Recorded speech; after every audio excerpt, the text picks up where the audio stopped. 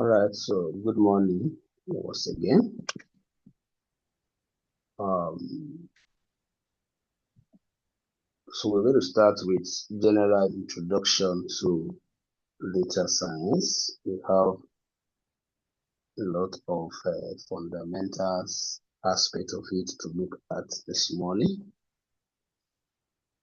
So as our custom, well, whenever you want to start analyzing your data or build any form of model, you have to start by installing our IDE, which is known as Integrated Development Environment, which enables every programmer to write and deploy code. So let me use the word to write and implement or execute your code. So for the purpose of this course, data science, we have a prescribed IDE, which is personalized for us as data science or data scientists rather. We use this same IDE when we were in data analytics, which is called Jupyter Notebook. So like I've defined it before, the Jupyter Notebook is a development environment that is customized for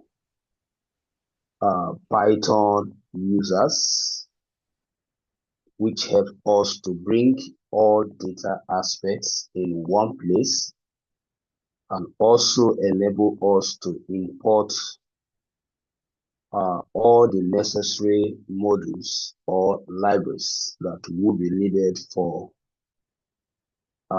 processing and analyzing our data. So the standard way of starting with this IDE is to get it installed.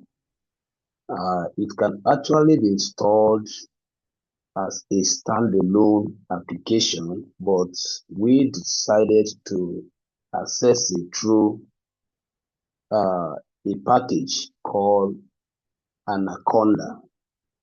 So Anaconda is just like a server that houses numerous programs or applications which can be deployed in the field of data analytics or science.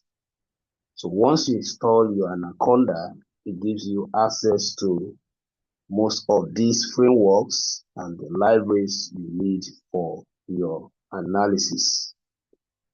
So let's assume you have not installed Anaconda. So I will just take us through some key steps you need to follow for you to be able to install Anaconda.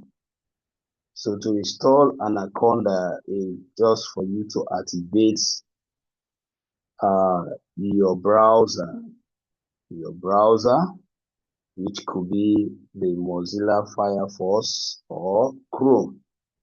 Then you simply type download Anaconda. So that is going to prompt you an interface where you can input your email address for you to access the download link directly from your inbox. So all you need to do is just to type download Anaconda. So once you click on it, it will prompt you, like I said before. These are different options.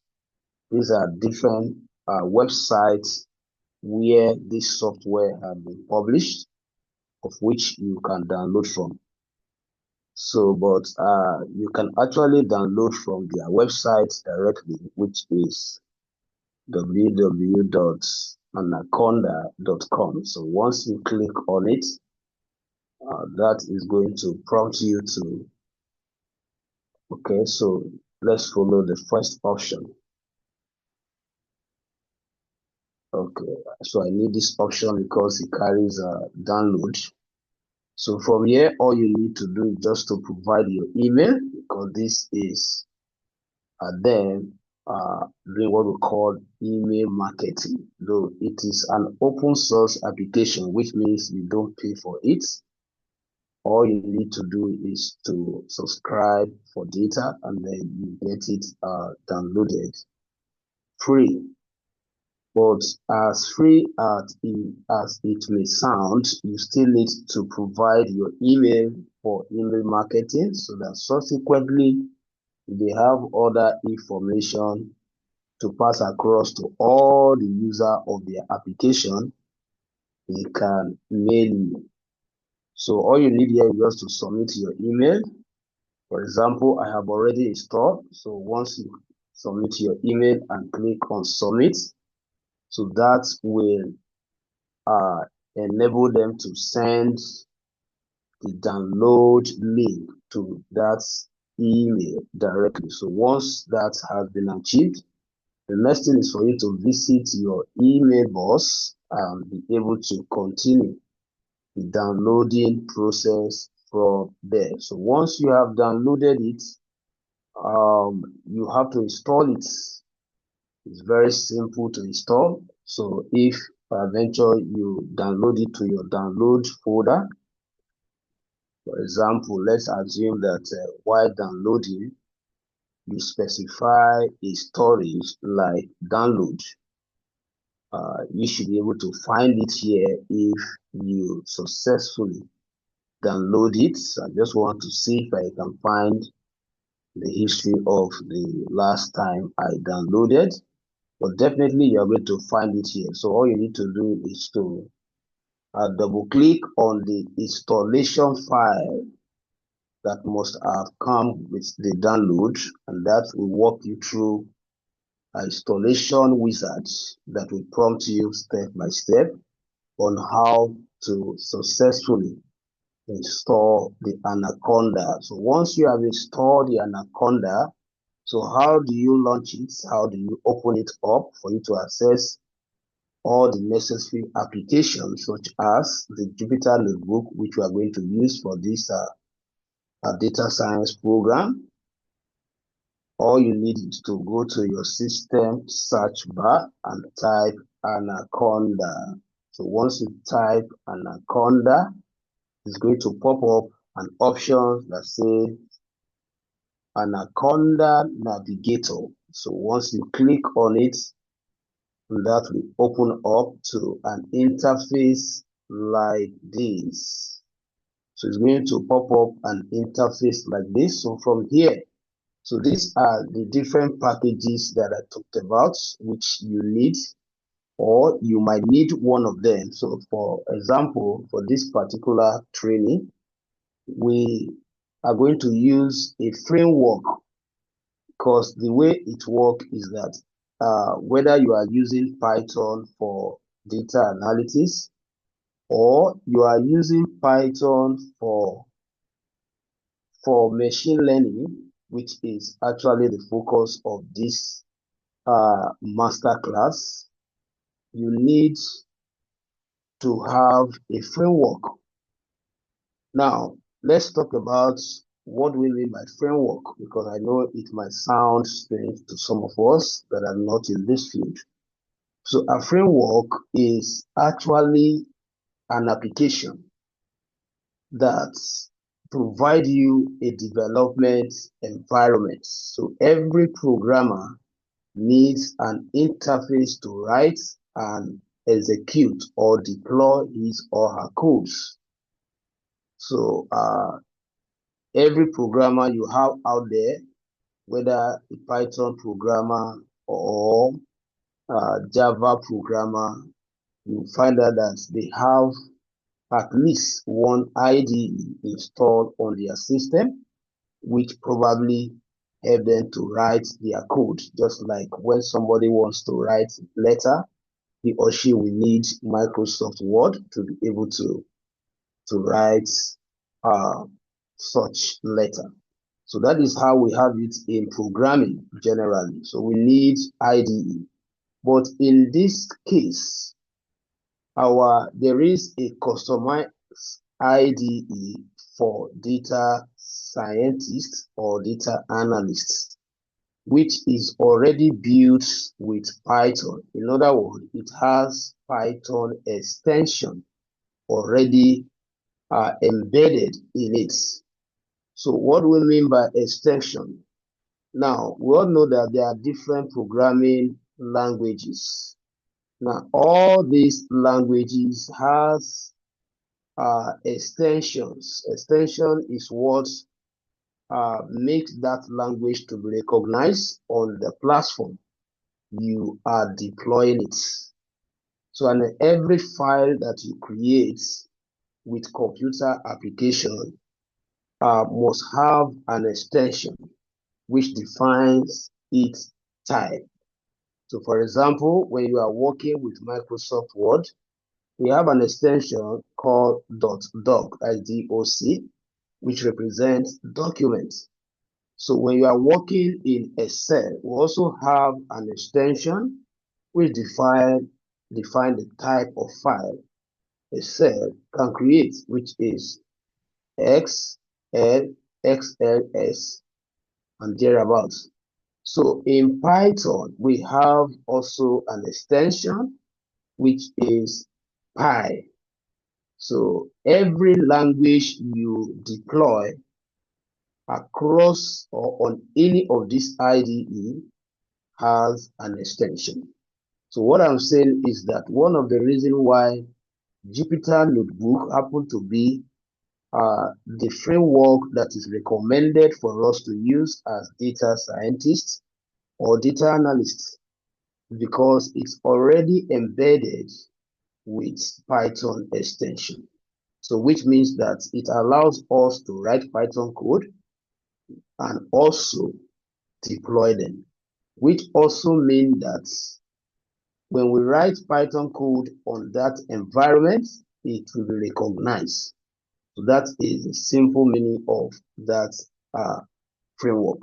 So like I said earlier on, it allows us to bring all data aspects in one place, because as a data analyst, you need a platform to hold your data for you before you can actually analyze them or draw insights for decision making. Now, as we all know, the field of data analytics involves processing data, identifying trends, patterns, outliers, or correlation that could be used or that could influence smart decision making. So that is what this whole field called data analytics is all about, or machine learning. It all depends on which extent you want to go, because they both term they are familiar, but it all depends on the objective. As a data analyst, yes, you work with data, but your objectives are different from a data scientist. A data scientist goes further than a data analyst, using any of these tools that are available, such as Advanced Microsoft Excel, Power BI, SQL, and then Python, or even using R as one of the machine learning language. All right, so uh, let's quickly look at general how to set up the notebook before we start with the proper introduction to data science. So since we have installed our IDE, like I told you before, once you launch the application, this is an interface you get. So from this interface, you can actually locate the IDE you want to use. So like I said, in this case, we are using Jupyter Notebook, which is defined as a web-based application, interactive computing that provide interactive computing. So, or let's simply define it as a web-based command interactive computing notebook environment, which allow us to edit and run human readable docs or documents while describing data analysis. So to quickly access it, we click on launch because it has already been installed within the Anaconda. So this is what I was actually talking about. So since we have installed Anaconda as a package, we don't have to go by installing the notebook uh, separately. So all we need to do each time we want to access the Jupyter notebook, we simply launch the Anaconda. So within Anaconda, we can search for it and then open it up just like I'm doing right now. So let's hold on for it to open up. So I believe you are following, sir.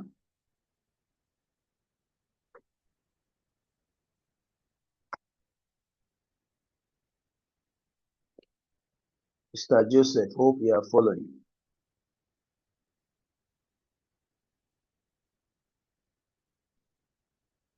Mr. Joseph, are you here? Yes, I'm following. Okay, thank you very much.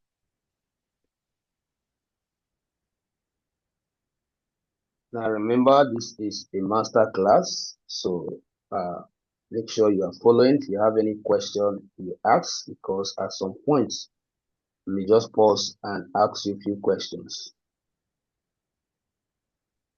No So problem. once you launch the app, the Jupyter Notebook application, so it opens up like this.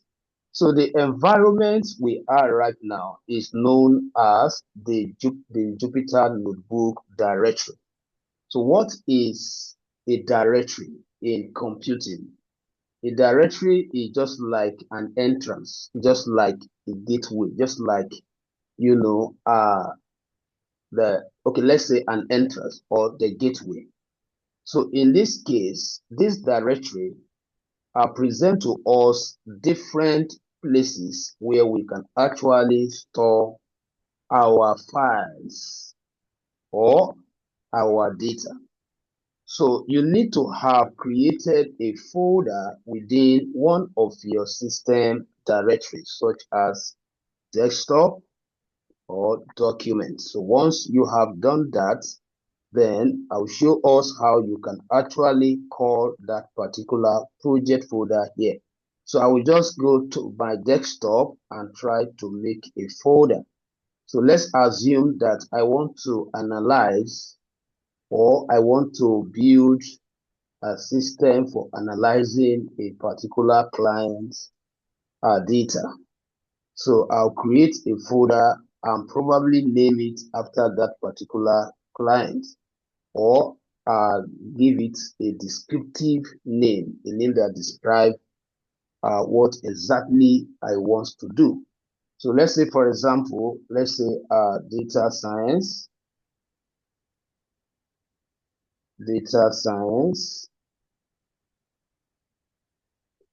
masterclass. So all our work subsequently will be done in this folder. That is how I want you to replicate it in your own system, masterclass. So once you have created your project folder, the next thing is for you to populate this folder with all the resources that will be needed. At this moment, all we need to put in this particular folder is the data sets we are going to work with. So let me try and drop some data in that particular folder. So I think I have data somewhere here. Okay, so um, let me open this. Okay, so I have a lot of data here which I have already prepared for this program. So let me just transfer all the data we shall be using in the course of this training. And then I'll put them inside the folder I just created now. So I have all my data as the resources I'm going to work with. So once I have done that, the next thing is for me to invoke this particular folder in the Jupyter notebook directory, so that by the time I have set up my notebook, that is my development environment, I can always have access to the record or to the data. So I'll switch back to my Jupyter notebook directory. So from here, remember, I just created that folder on desktop. So supposing you created yours in any other storage, then you have to look for it. So if you create your own in document, you have to go to document, but I created mine in desktop. So I have to double click, because if you look here now, you see that right now you are actually in the Jupyter server directory, which might make it a little bit difficult for you to access if you want to relocate this project folder to another computer to continue your analysis. That is the reason why you are advised to always create your project folder in a known and more easier place to locate within your system. So all I need to do is to change this directory to accessing my folder by just double clicking on this, and then you will notice the directory have changed, which means that right now we are in desktop, and desktop is inside what? The server directory. That is what it's saying. So once you open up the desktop, you will definitely find the name of the folder you created, which is that Data Science Masterclass. So just double click on it as well. You will also notice that the directory has been updated. So which means right now, if I'm to interpret this URL, it means that desktop is in the server directory, and then in desktop or on desktop, you have the master data science masterclass. So you can see that the only folder you have here is the data folder that you dropped there. So from here, you create your notebook. That should be your next step. So the notebook in this case is going to act as the development environment. It's going to act as the IDE that is going to offer you an environment to write and execute your code. Because as a programmer, whenever code are written, they must be tested. So to display your or to run or to test your code is what we call the deployment or the execution of your code. So the notebook we want to create is going to act as our dashboard.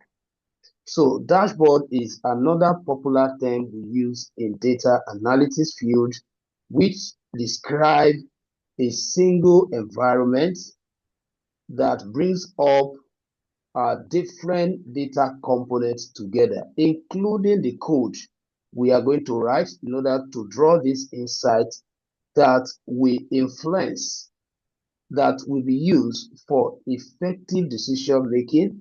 All of that will be within your dashboard. So that is the reason why we want to create uh, the dashboard using the Jupyter notebook.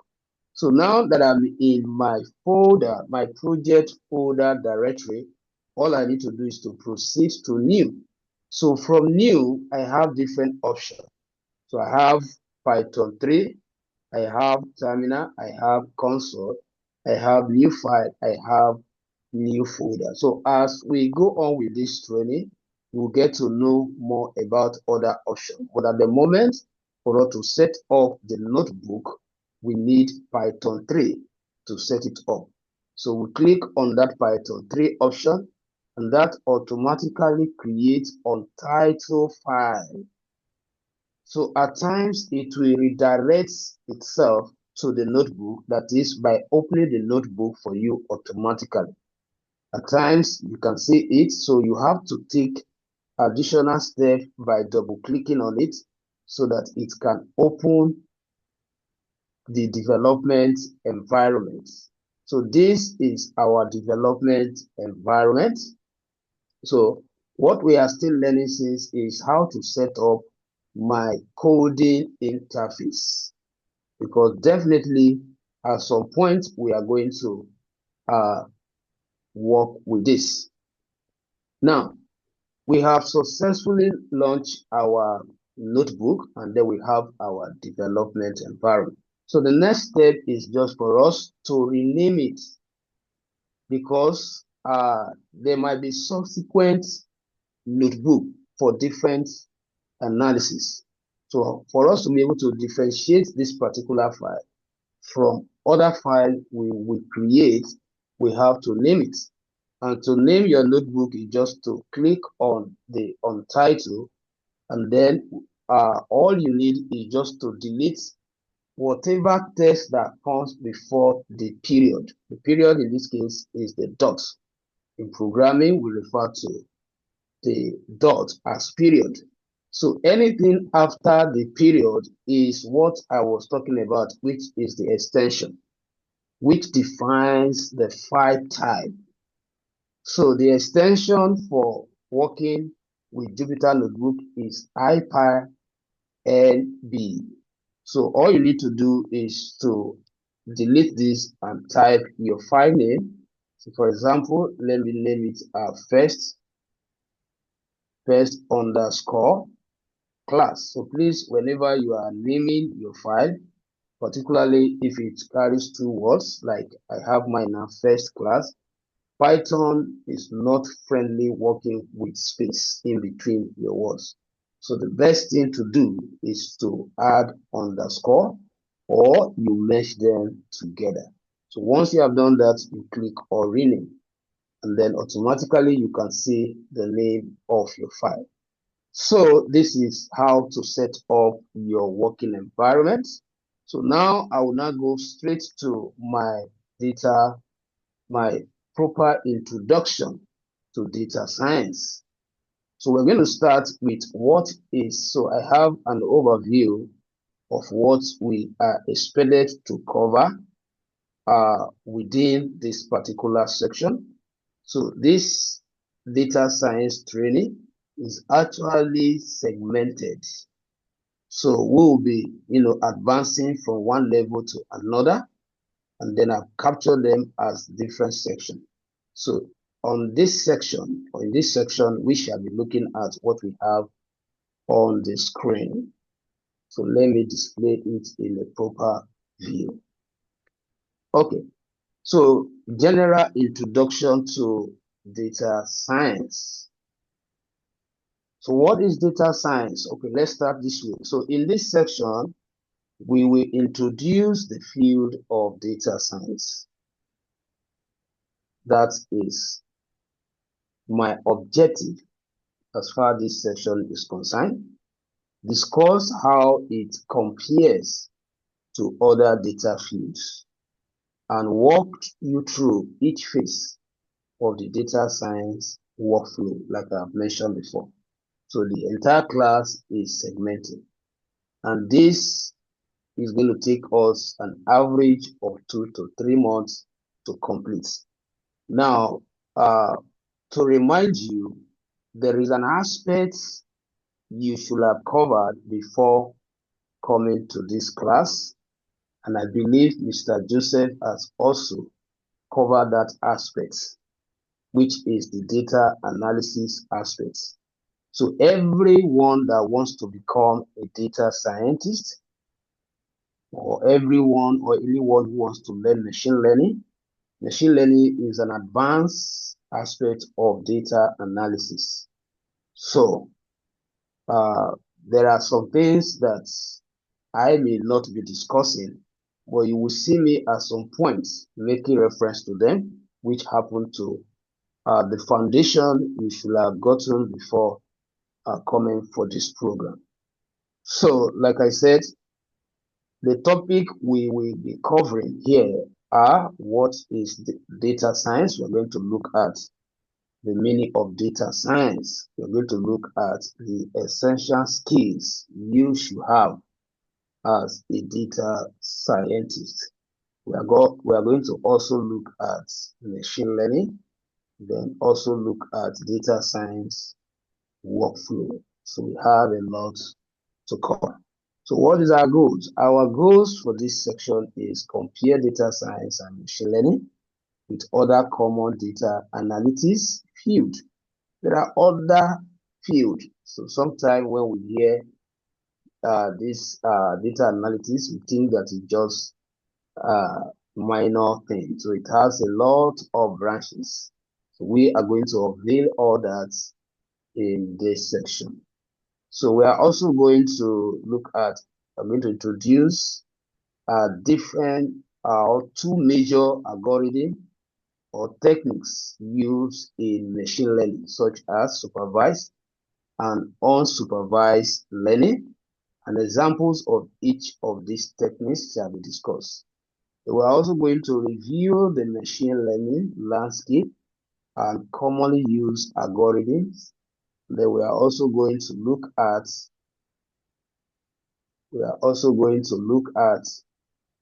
going to discuss essential skills that are, like I've highlighted before, and review each phase of the data science workflow. All right. All right, so let's start by knowing what is data science.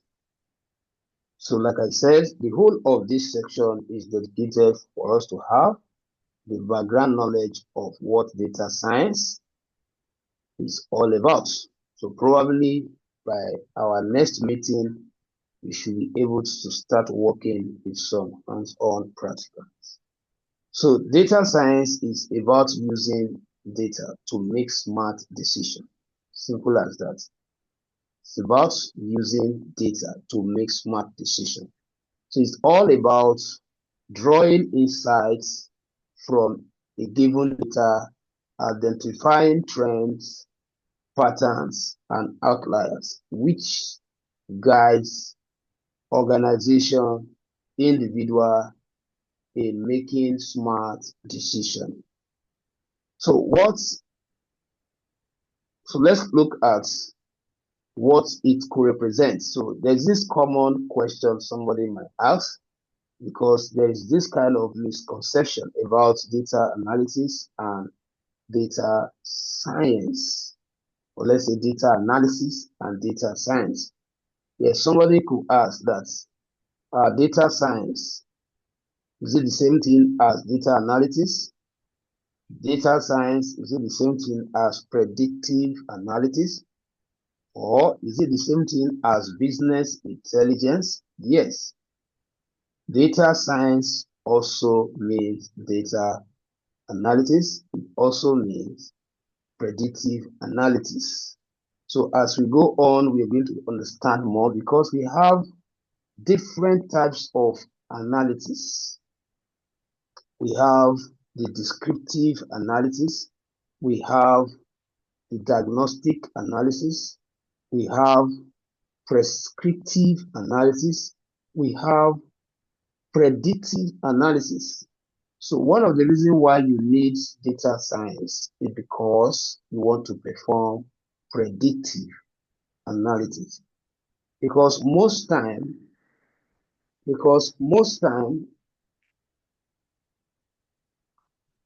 just give me a second.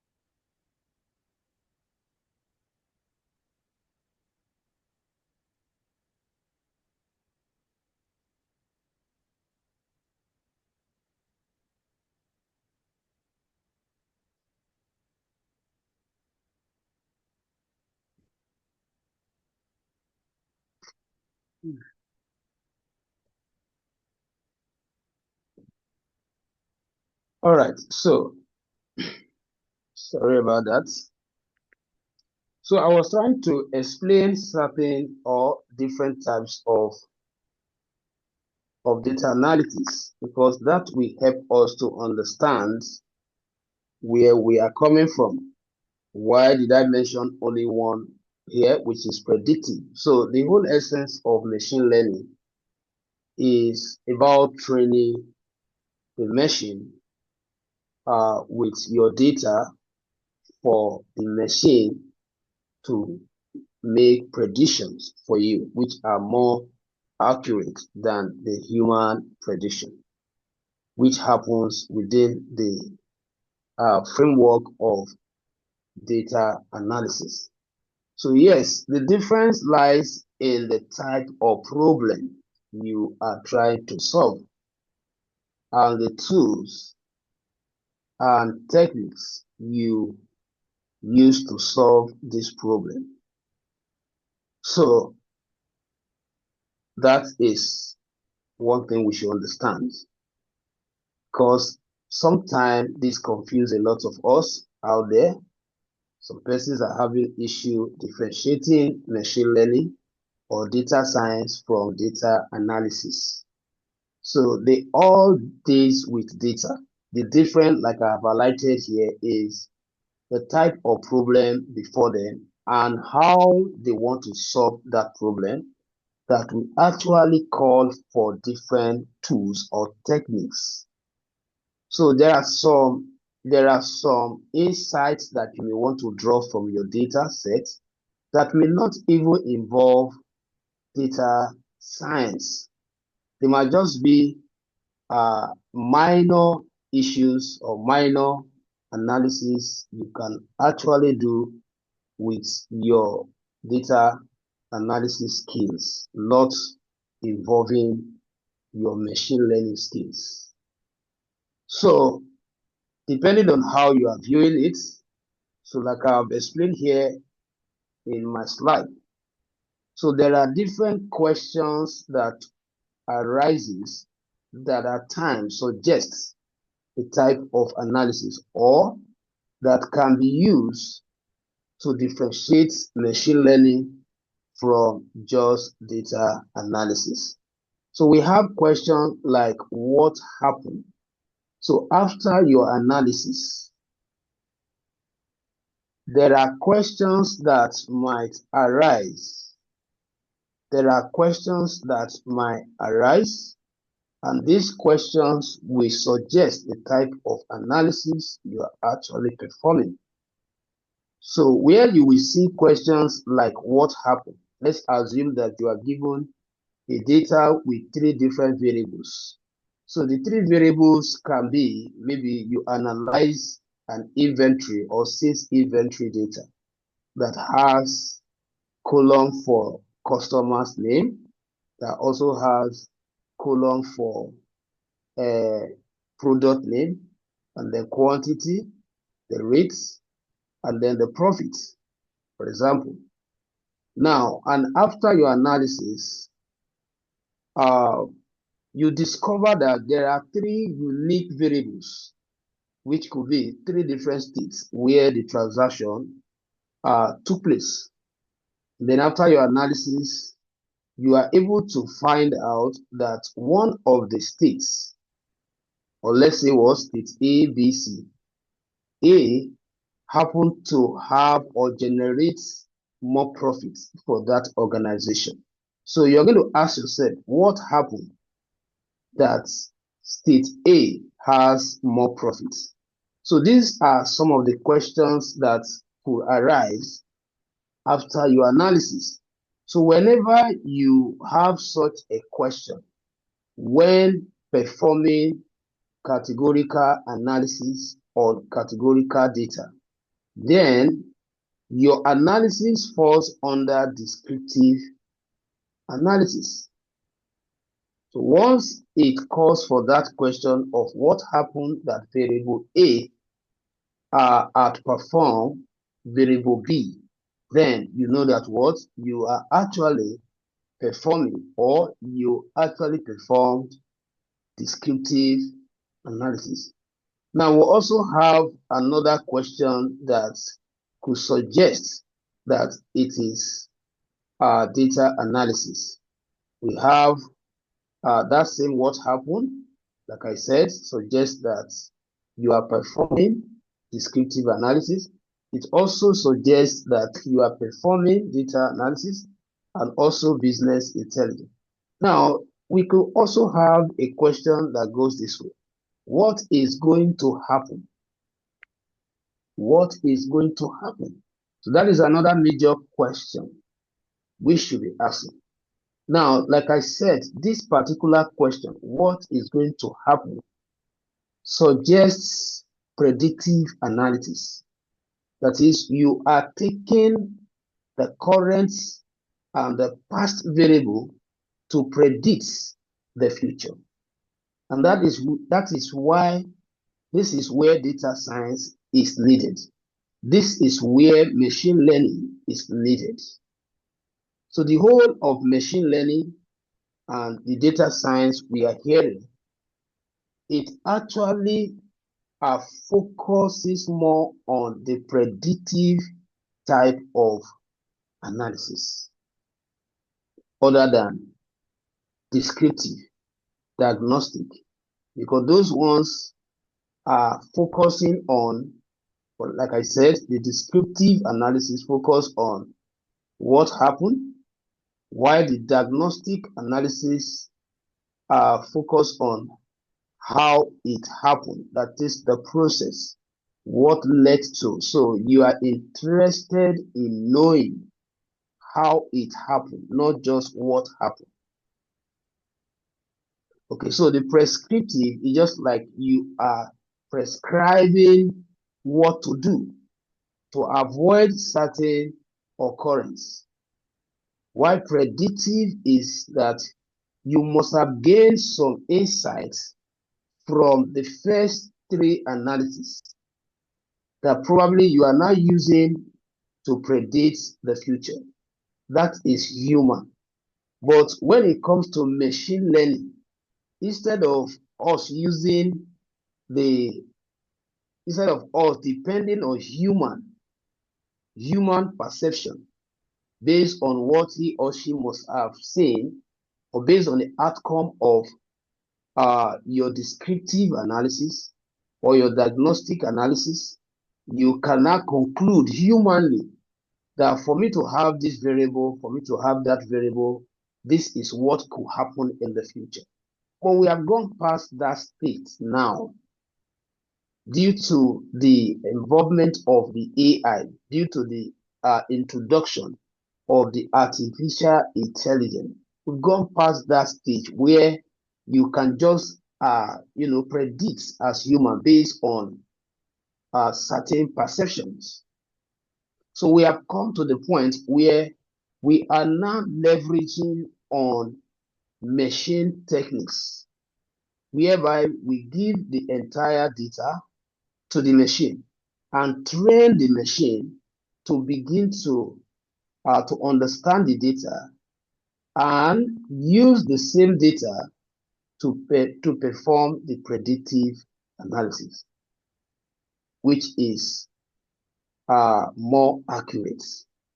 So I'm only trying to differentiate why we are in for data science instead of stopping at just data analysis. Okay, so these are some things advanced Excel cannot do, except you use programming languages like Python and R if you want to design or build models that can be used to perform predictive analysis. All right, so let's quickly move to the next slide, where I want to talk about some of the skill sets that are required for you to be a data scientist or for you to be a data scientist.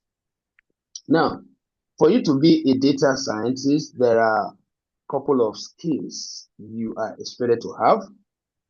You need to have at least basic coding skill. If you know how to write at least a simple program, at least you know how to create variable, you should know how to manipulate variable, Then you should know how to work with, if you are dealing with Python, you should know how to write Python basic programs, like how to work with variable data types, like list, dictionary, set, tuple, and then learn also how to work with how to create function. So we're going to deal with that here, particularly what we call the control structure.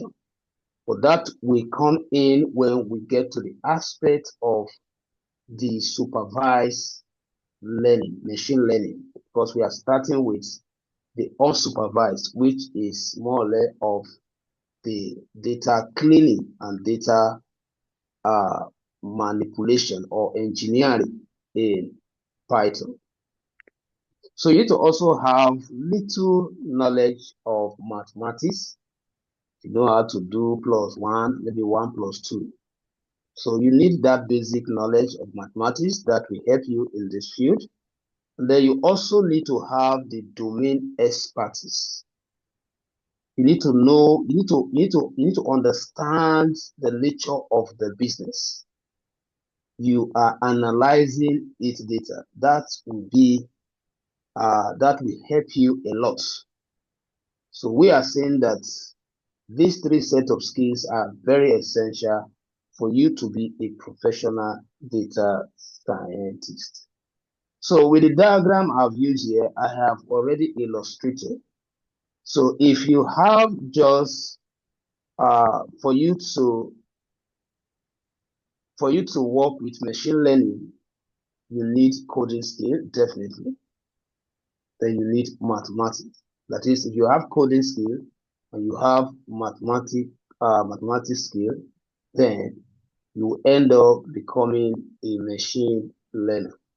Now, if you have just mathematics skill, and then let's say just mathematics skill, and also the machine learning, so as you can see with the diagram, explain that. So, but there is a particular zone that is very dangerous, which I refer to as the danger zone. So that danger zone is where you don't have the coding skill and you don't even have the mathematics skill. So I know that you will not be in that zone. So note, if you have only knowledge of coding and maths, that is machine learning.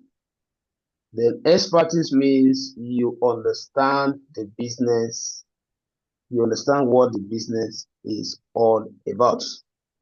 So in conclusion, as data science skill sets you should have is the key is in applying this along with soft skills. So you still need some soft skill, communication skill, problem solving skill, curiosity and creativity. Data scientists are very creative. As a matter of fact, they are creative. And that is why you see that most people stop at data analysis because they are not able to withstand the creativity here. So that is why I said that this is an advance of data analysis. So after you have graduated from that class, you will be able to assess yourself if you can go extra mile to become data scientists, because you are going to use beyond pandas, numpy, and those basic Python library.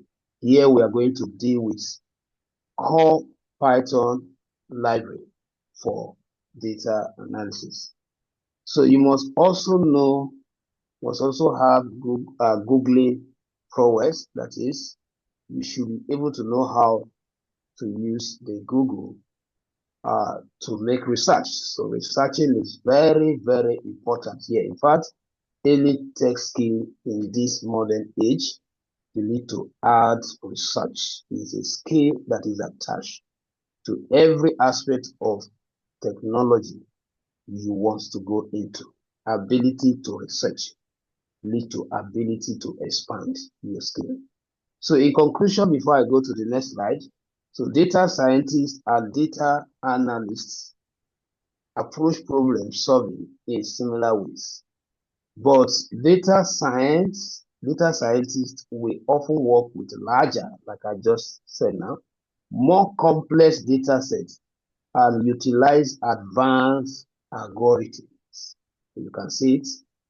So this is not actually for beginners. This is for the senior boys and those that are ready to go extra mile. Those that are ready to put their brain into some critical thinking, because that is one of the common factor in this field of data analysis. You must learn how to think critically, because that is the only way you can identify trends that the company that gives you the data ordinarily could not assess. So they believe that you have a technical skill and you are a critical thinker, you are a problem solver, you'll be able to work to stay true with the knowledge of these tools that we are learning to be able to make your work easier. All right, so let's quickly talk about what is machine learning itself.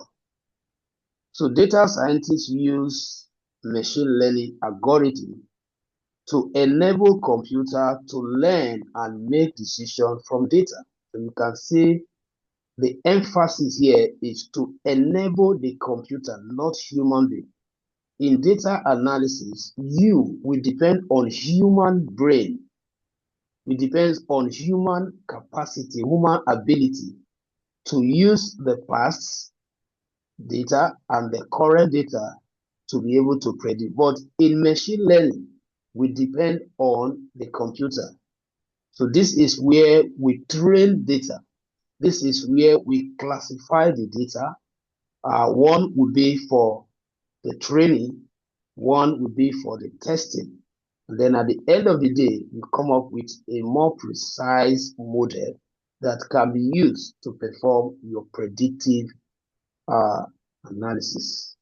So machine learning algorithms fall into two broad categories that I've mentioned before. So anybody learning this course, data science, will either be learning it for supervised learning or unsupervised learning. So anybody in the field of data science understands what is supervised learning and what is unsupervised learning.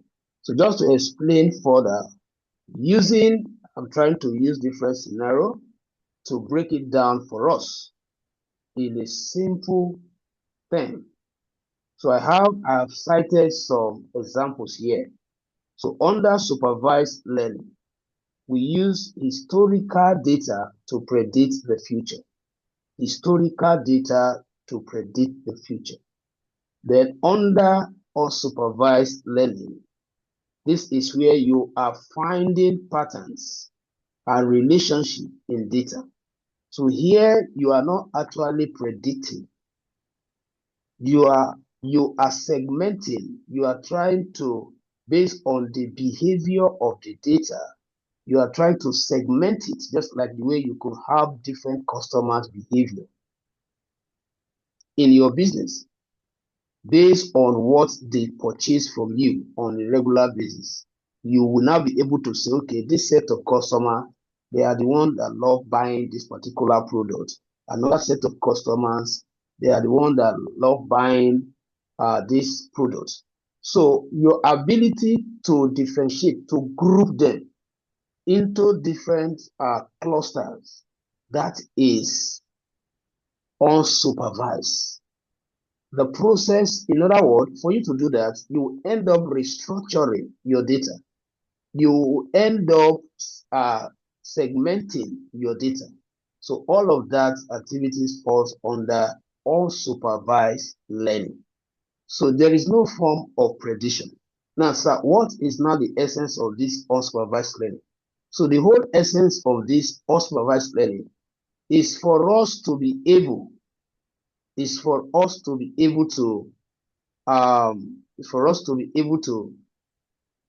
to restructure the data so that it can be passed into a model that can be used for performing the predictive analysis. That is why I said it falls under data cleaning, where you are preparing the data so that you can have none, and then so that the whole data structure can be a perfect one that could be used or that can be passed into the model where you are going to perform your predictive analysis, which is supervised learning.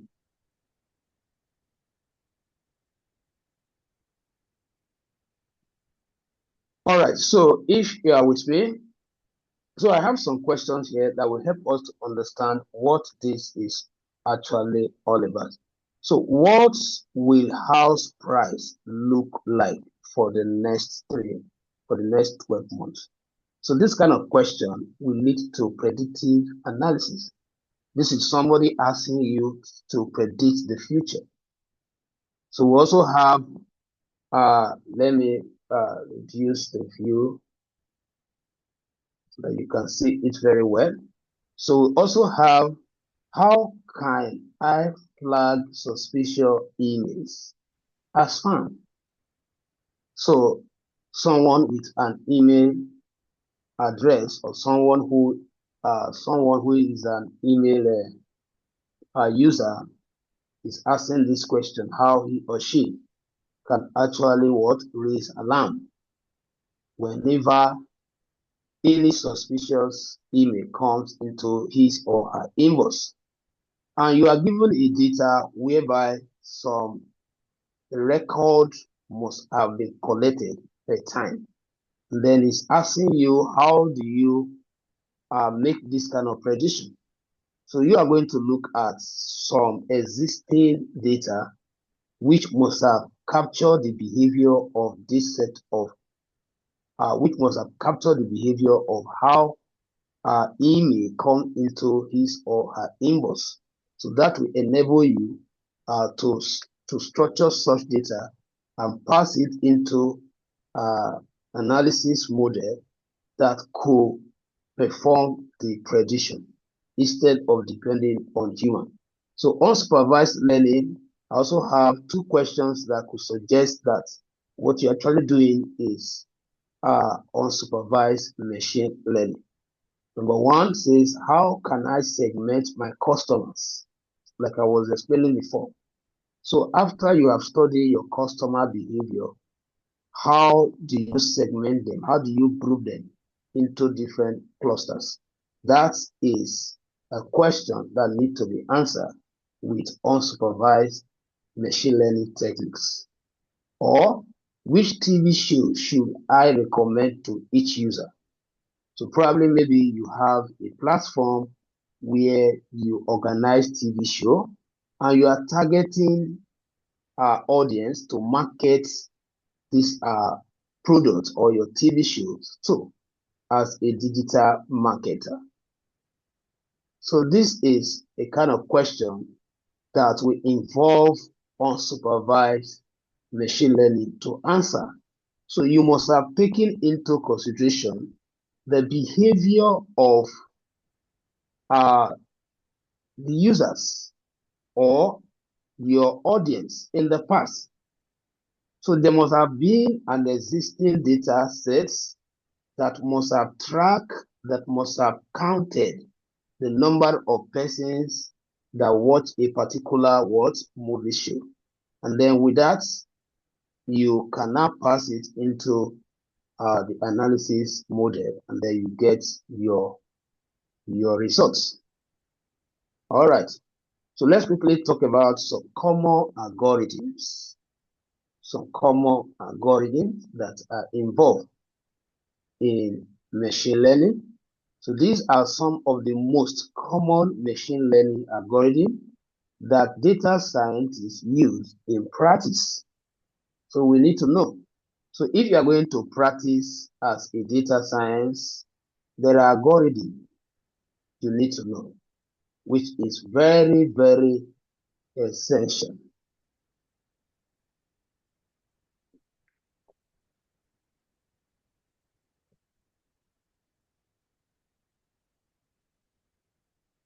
Just give me a few minutes, I'm coming.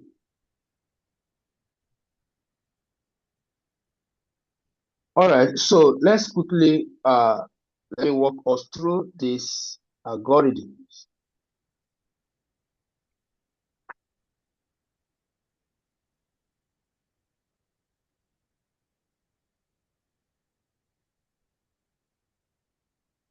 So you can see the diagram. We have under machine learning, we have the supervised learning, we have the unsupervised learning. So with the graph or with the graphical representation, it has explained it all, including different libraries that we shall be using under each of these algorithms or techniques. So as you can see, under the supervised learning, we have two branches such as regression and classification, and the respective libraries. All this you are saying, there are Python program libraries that we will deploy to perform these various types of algorithm. So note, to predict something continuously, just to explain the difference between the regression, machine learning, and the classification, machine learning. So classification, as the name implies, just like you are classifying data that has been collected for some time and now can be classified. So such analysis, you are going to deploy KNN, logistic regression, tree-based model, naive Bayes. All these are libraries that will be deployed when you are analyzing or building a model for classified data. Now, regression is when it is continuous. That is, like I'll specify here, to predict something continuously, use regression algorithm, while categorical prediction use classification. So all this I'll walk you through them practically. So all these are very easy to understand. These are like AI features that are already built in Python. So what we are going to be doing is just to be calling them from their respective library and be using them to derive the required insights. Now, under the unsupervised learning, we have the following algorithm. So the algorithm here means models. Model, because you need a model for you to be able to solve a particular problem. You need a model for you to be able to draw certain insights from your data sets, which will influence or assist an organization in making smart decisions. So we are not going to be using our hands or our legs to draw these insights. We are going to simply deploy different algorithms to get this job done. And that is why we register here, to learn how to use these different model or algorithm. So we're going to use, under the unsupervised, we are going to use the K-mean clustering, hierarchical clustering, DB scan, isolation forests, principal component analysis, singular value decomposition, topic modeling, which is natural language processing. So that is the AI. The chat GPT you are hearing is one of the natural language was AI language. Okay, so another category of, just in case you want to also know, because the field of machine learning does not actually involve only the unsupervised and the supervised. There are other aspects of machine learning, such as, which I've mentioned here, that another category of machine learning algorithm is called reinforcement learning, which is commonly used in robotics and gaming. So machine learning is very much used in robotics and developing gaming apps. Fields like deep learning and natural language processing utilize both supervised and unsupervised learning techniques. So we are not the only one that uses this algorithm for analyzing data. All right, so here I want to talk about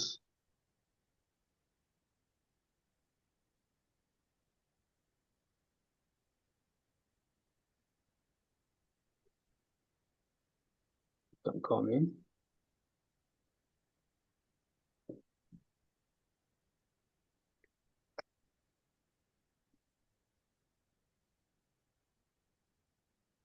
Let me display full screen so that we can see better. Let me see.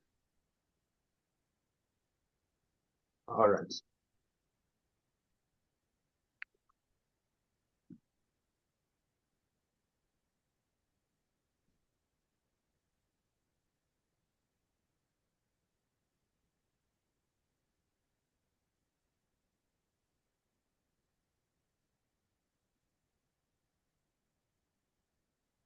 Okay, so let's quickly talk about data science workflow. So the workflow is a term that actually describes different stages of data science. That is, different stages you are expected to go through. So data science workflow consists of scoping the project, gathering, scoping the project, gathering your data, cleaning your data, and exploring the data.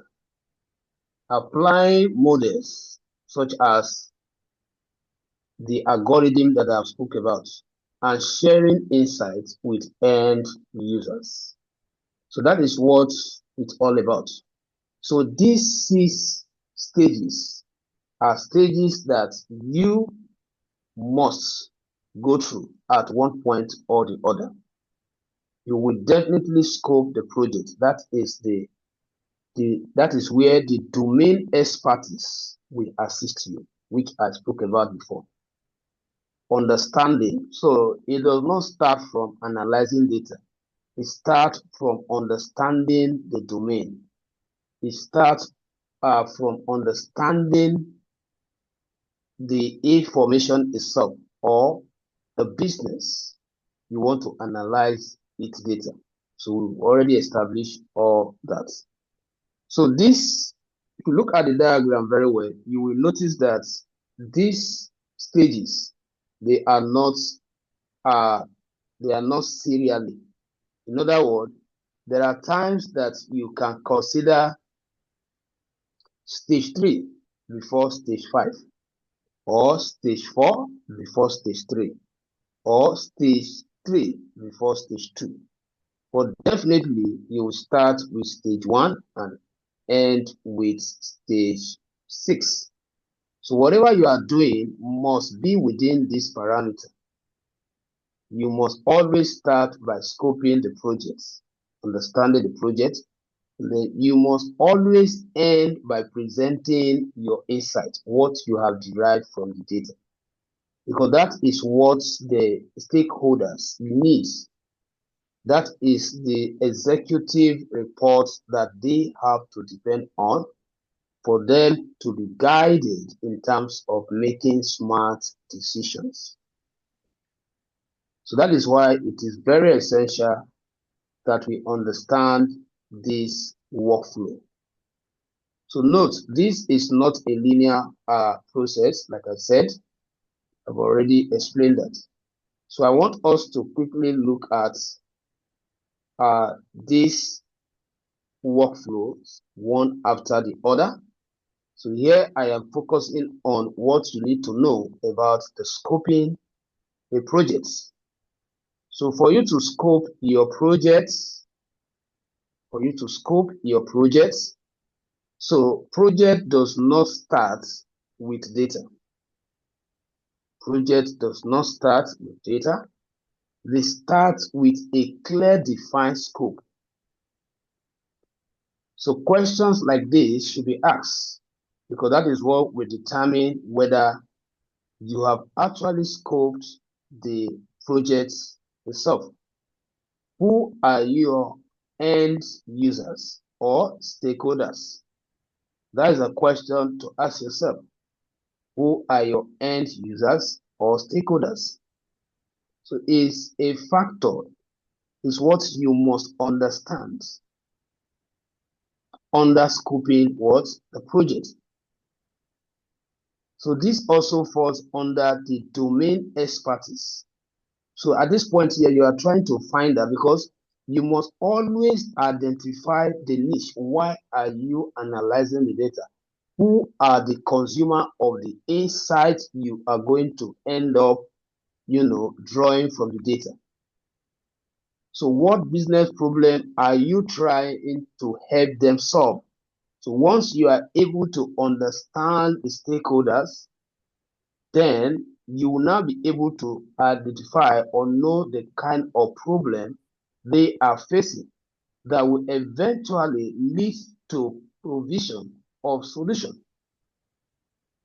Because if you don't understand the problem, definitely you can never know the type of techniques or the algorithm to deploy, like I've mentioned before. So the next question you should ask yourself as a data scientist is this a supervised or unsupervised learning problem? Do you even need data science for you to solve this problem you must have identified in your second question after understanding the first question? What data do you need for your analysis? So all of these questions are wrapped under scoping a project. So here you are only trying to understand the project because this will help you to deploy the right algorithm or the right model for getting the problem solved. So let's look at the second data science workflow. So once you have scoped the project, that is, you have an understanding of the project, then the next thing is for you to proceed to, the next thing is, the project is only, I'm only trying to explain here. So the next thing is for you to gather the right data. Because, yes, we are talking about AI. AI will not help you to generate the data according to the live event. So the principle of garbage in and garbage out is still very much available here because the accuracy of the data you pass into these models we want to learn how to design determine the accuracy of the insight you are going to present to the stakeholders. So once your data is not properly structured, then you are bound to have erroneous insights, which could be misleading. So it is very essential to set a proper foundation for your analysis. So what should you be doing at this stage? What you should be doing is called what we call data wrangling. So you have to gather data from different resources or different sources. You can get data from spreadsheets, that is, you can create them directly from your Excel spreadsheet.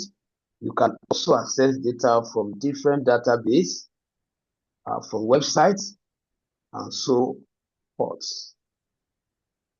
So it is important you learn how to gather your data. So another stage of data science workflow is the cleaning of the data. We cannot overlook at data cleaning.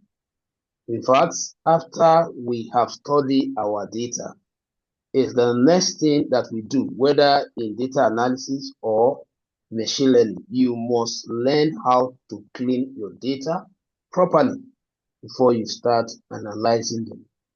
So a popular saying with data science is garbage in, garbage out, which means that cleaning data properly is key to producing accurate and reliable results. I have already emphasized on that before.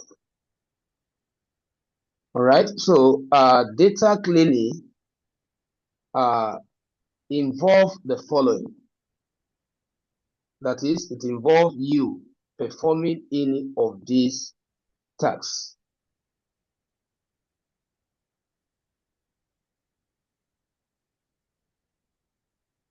Such as resolving formatting issues. So there are kind of data sets you might be given tomorrow where you take the data, look at it, and then you find out that there are a lot of work that need to be done on that data before you can actually pass it into any predictive model. And that is why we are going to spend much of the time on unsupervised learning. In fact, we spend 80% our time in machine learning cleaning our data, only 20% for analyzing the data. So which means that because we are going to leverage on this AI models, so you are not doing much manual work like we are doing in data analysis. So the only much manual work you have to do here is to make sure that you perfect the data for the model. And that is why you spend 80% of your time working on the data, perfecting it, so that by the time it's injected into the predictive analysis model, then the rest is history. So it's just the machine, the libraries, or the model will now be the one to be performing the analysis for you. But once the data is not properly clean and you pass it into a model, then the whole exercise is wasteful. So that is why you clean your data, which involves resolving formatting issue, correcting data types. So we are going to really dwell much on correcting data type. You are going to see all that practically. There are certain data you'll be given tomorrow to analyze.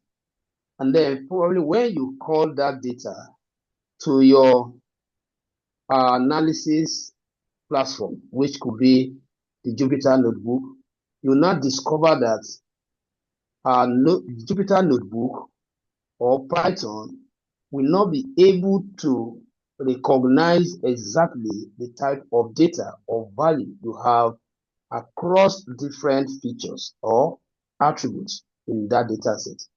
For example, in Excel, while you were collecting the data, you have columns like customer names, you have columns like quantity, So if I may just focus on these two columns, okay, let's make it three columns. You also have a column like total cost of the product.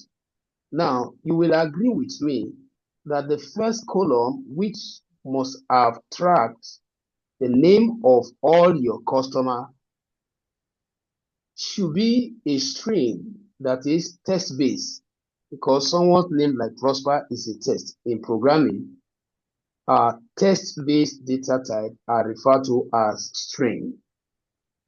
And then by the time you now read it in Python Jupyter Notebook, instead of Python seeing it as a string, Python could be seeing it as an object. And when you want to pass such a data into analysis model, the analysis model will now find it difficult to understand the type of data, because if it could not read the type of data, there is every possibility of giving you wrong output. And that is why we are saying that we spend most of our time here trying to make the data, prepare the data, make it suitable to the analysis model. So we will ensure that each value under each of the data feature has or have the right data type. So it's part of what you do that falls under data cleaning. So where Python must have read number as date, you reverse it back to what? To integer. Where Python must have read string as integer, you write Python function that will change the data type to the right one. Otherwise, when you pass it into the model, it will contradict the entire system. So it also involves imputing missing data, the one we call NaN, which means not a number. So if, for example, you are imputing data in a cell and you get to a particular cell, you now feel that the customer does not have any data under that particular column, therefore you left it what? Blank. By the time you read that data to or in Python Jupyter Notebook, Python is going to see that as missing value, which will now translate to NaN or none, which means that what? No value. So until you correct that, that can have a way of affecting your analysis model negatively. So we are going to correct all that. So whenever we have a missing value or missing values in our data frame, we are going to take time to correct them or to even convert them to a constant value like 0, so that the model can work with them. So all that falls within what? The data science, the third data science workflow, which is called data cleaning. I hope you are with me. Is this particular aspect clear before I proceed? Let me hear from you. Yes, it's clear. I understand. All right. So now let me go to the fourth stage.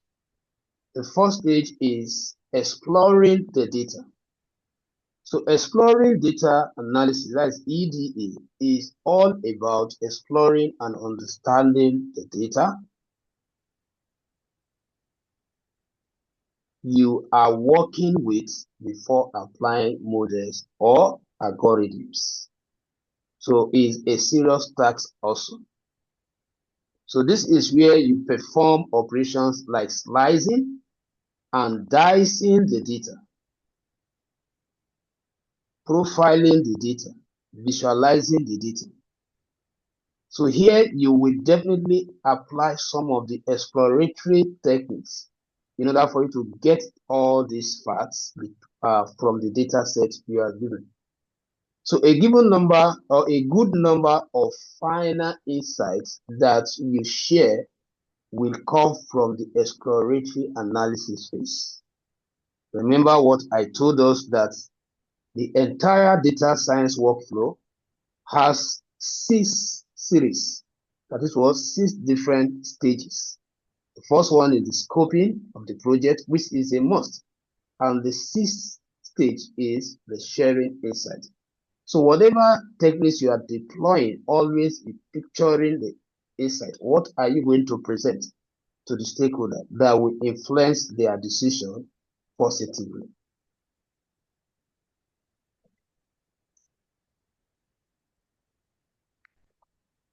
So let's quickly look at, I just want to see if I can just finish 6 of them. So let's look at modeling data. That is the next stage. So once, in this case, if you are following it, the order at which I have been taking them. So after scoping your project, gathering your data, cleaning your data, then exploring your data, then the next thing is modeling the data.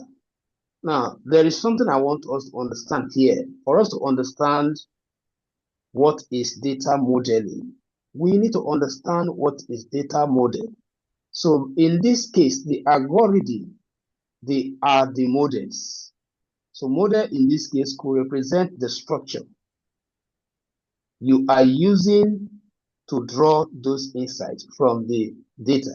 That is why in data science, it's all about building models that can be used to perform different tasks depending on the problem before you try to solve. That will determine which of the model you are to deploy. So now, if we are talking about modeling, it means what? It involves structuring and preparing the data. The process of creating the model that can be used to structure. It involves structuring and preparing the data for specific modeling techniques and applying those models to make prediction or discover patterns. So this operation involves feature selection. All these we're going to see their practical implementation. Feature selection. Another term for feature here is what you know in data analysis as headings or attributes, or even at times called labels. So in data science, the headers in your data set, they are called features. So when we say feature selection, at this point we are going to be selecting what matters from the entire data set. So it's not everything that comes with the data set that we are expected to deploy. So at some point we have to re-engineer. We have to re-engineer the data. We have to recreate the data in order to give us a workable data that can be passed into the predictive analysis model. So here we are going to also be performing what we call data fitting. Fitting. This is where you create this is where you constrain the data to be to operate within certain numbers, where you probably say things like the average of all the values here should range from zero from 0 to 0.1. That means what? You have fitted, you have constrained the data, you have trained the data. So there are different libraries we are going to deploy to achieve all this. And then we are also going to be interpreting our results. Is also part of what we are going to be doing under modeling the data. So you can see the reason why we say that this particular step leads towards some of the insights we are going to present, because once you have done all this and you are able to interpret, then you have something to say about that data. So note, with fancy new algorithm, I'm really trying to let you know that subsequently there could be other algorithm. Yes, we are learning with these ones now, but just bear it in mind that there is need for you to continue upgrading, to continue searching. That is why when I started, I said part of the skills you need as a technological expert, you need to have the skill of researching, continuous upgrading. So don't be surprised by tomorrow you see different invention on different algorithms for performing all these various analysis. So let's quickly discuss the last one and then we'll stop there because I just want to make sure that I cover this foundation. In case somebody joined us before our next meeting, I will just share the video with them so that they don't take us back. Okay, so let's quickly explain this particular step, which is the most important aspect of data science workflow, which is unavoidable. You cannot actually do without this particular step, because at the end of everything you are doing, it must end in sharing what? Insights. So the stakeholders expect, the company you are analyzing the data for expects a result, an outcome after deploying all your models, after deploying all your technical expertise. In fact, they are not even interested in those technical expertise. They are only interested in the insights you are going to present, which are most times recognized or are seen as actionable insights. Actionable insight, which means what? Insight that can trigger some, some decisions. Insights that can lead to changing their strategies. Because by then, from your analysis, you must have identified patterns, the trends, and the outliers, which must have now exposed them to the strength of their business. So they will now know, okay, which products we should invest more on and which products we should not even sell. So all of this should be mentioned or wrapped in your executive report, which is known as your conclusion. At the end of your analysis, you must come to that point where you write by stating that based on your analysis, you observe this, you observe that, you observe this, you observe that. And then after that, if there is any aspect where you need to advise them, you need to also include that. And that comes in as recommendation. We refer to that as recommendation. So anytime you analyze data, always make sure that you point out your observations and if necessary, you also outline your recommendation. So they will understand that for you to come up with this observation and for you to recommend A, for you to recommend B step for them to take to avoid reoccurrence of a particular variable that is underperforming, you must have explored, you must have carried out descriptive analysis to an extent, diagnostic analysis, prescriptive analysis, and if possible, predictive analysis, which they are more interested in at times. Most organizations want to know what will happen next. Most of them want you to tell them their profit margin in the next, what will be their profit in the next 2 years, in the next 1 year, in the next 3 years. Most of them are more interested in that. But even as they are interested in that, they want to know how they are performing currently. They want to know their performance, because these are some of the insights they need to have for them to know whether there is need for them to change their strategy or there is need for them to lay some staff off, because that is what happens across organization. So company does not just wake up and sack people. So when you are sacked from a particular department where you are working, sometime the CEO, the manager must have gotten or received a comprehensive report from a data analyst or scientist where he or she must have identified certain things and hereby advising the company to take certain steps And part of the steps they could take is to change their strategy. And part of the recommendation could be that some staffs that are underperforming is some departments should be changed. So it's not the fault of the company now. It's because they did not carry out their duty very well. And that led to what they are laying off. So under this particular aspect, what are the things you should look out for? Reiterate the problem. So here you amplify the problem. In other words, you spell the problem out for them to see. And then you now summarize the results of your analysis. Then, of course, you share your recommendation, like I've just explained, and steps that need to be taken.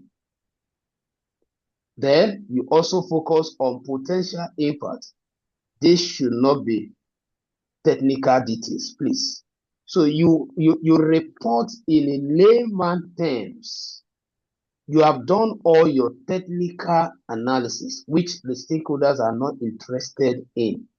They cannot even interpret them because they have not obtained the training, just like you are obtaining right now.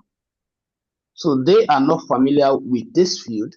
But when you are presenting your final finding, make sure that it's presented in a way or in a non-technical form that a layman, an average business person can read and understand. That will not need further analysis. That will not need further explanation before they can understand them for decision making. So any questions? So this is where we stop. So in our next class, we shall be looking at starting with the unsupervised learning, and that will take us to the practical aspects where we are going to look at a particular data with a lot of errors and start learning how to prepare it to be passed into predictive analysis model. Thank you. Hope we are good to go. Yes, we're good to go. I understand. Okay. I So, understand everything. all right. Thank you very much. So I'll communicate our next meeting to you. I'll communicate that to you before the end of today. Okay, no problem. All right. Have a I nice thank you very much. day. Welcome.